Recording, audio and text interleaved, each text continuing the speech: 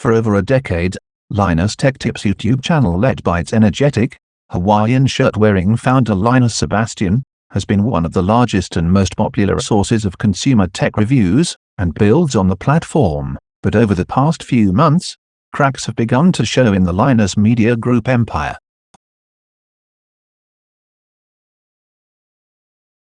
Accusations of rushed, sloppy content, incorrect data pushed out, controversies with smaller creators, and now, allegations of inappropriate workplace conduct. After reaching the heights of YouTube success, is LTT beginning to stall and fall, or will Linus and his team correct course before it's too late? Let's look at the full story.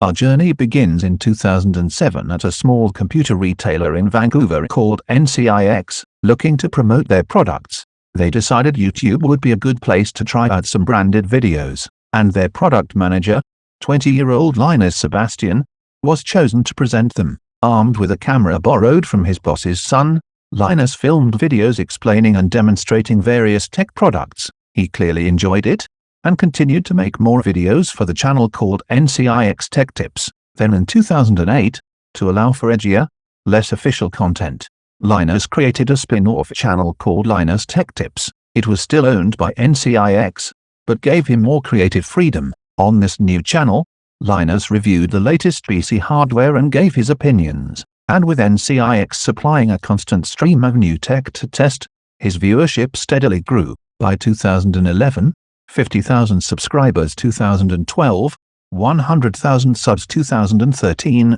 200,000. Linus had carved out a nice niche for himself, but as the channel expanded, tensions rose between Linus and his bosses at NCIX over the direction of the company. After one heated argument, Linus decided maybe it was time to branch off on his own. There was just one problem: NCIX still owned Linus Tech Tips, but Linus negotiated with his former boss and bought the channel, and with that, Linus Media Group was born. Despite many doubting the viability of a YouTube business, Linus charged ahead. He assembled a small team and set up shop in his garage. The gamble paid off. His audience kept multiplying: 600,000 subscribers, then 1 million in 2014. As the production quality increased with new equipment and employees, so did the viewership.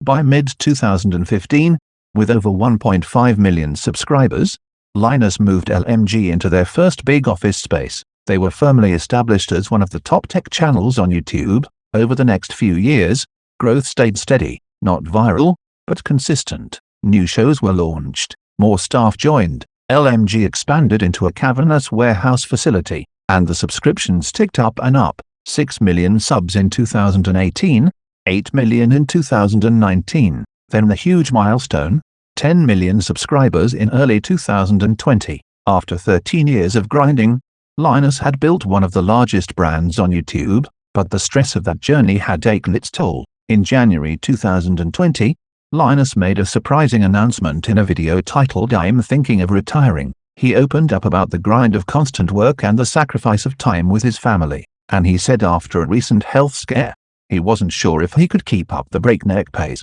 Linus made it clear he wasn't retiring just yet, but putting the thought out there was a big moment, and signaled a shift. Viewers now wondered if the end was in sight for the longtime creator.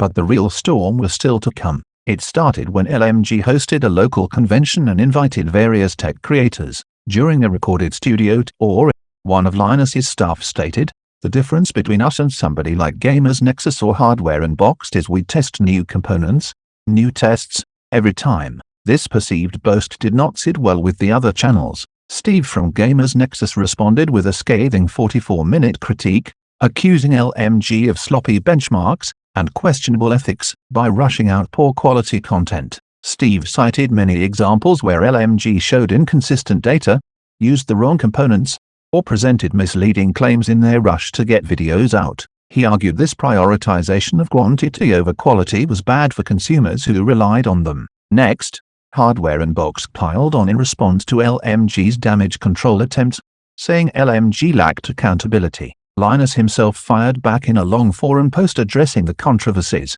He wrote off much of the criticism, defended their practices, shifted blame, and attacked Gamers Nexus for not reaching out to him before publishing. But the next day, Steve responded again, pointing out the glaring omissions and deflections in Linus's rebuttal. The battle only intensified from there. Then came another bombshell. A former LMG employee named Madison posted a massive Twitter thread about the toxic work culture she endured there. She described being overworked, enduring sexist and belittling comments from male colleagues and managers, and having her complaints dismissed when she spoke up. These allegations added a new dimension to the emerging narrative. Linus and LMG apologized for the recent quality issues, and said they were halting all video production temporarily to reassess their processes. But Madison's claims called into question whether problems ran deeper than just some sloppy videos.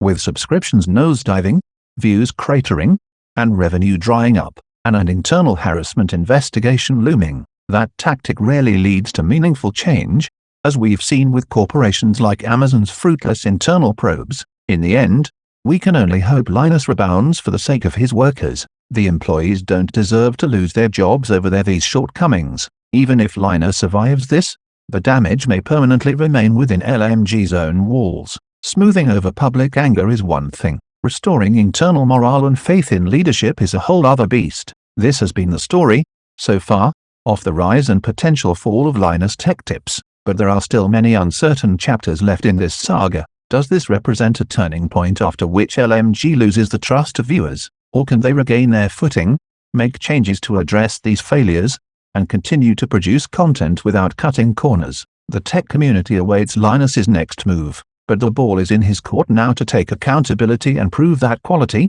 ethics and transparency are still priorities, not just the YouTube revenue machine. Over a decade of history has shown what Linus and his scrappy startup can accomplish, but the recent stumbles have demonstrated they risk losing sight of why audiences first fell in love with their tech coverage. Can Linus get back to his roots and find his passion again, or is Linus Media Group destined to become another cautionary tale of YouTube success gone wrong? The coming months will tell.